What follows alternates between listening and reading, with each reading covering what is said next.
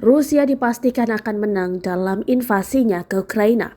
Hal yang diyakini tersebut menjadi kekhawatiran bagi mantan Jenderal NATO, Jenderal Ceko Peter Pavel, atas posisi Amerika Serikat atau AS dan Barat.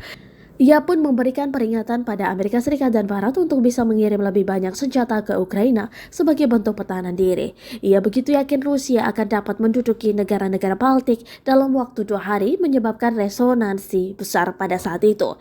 Bahkan meragukan kekuatan Ukraina untuk merebut kembali Donbas dan Crimea.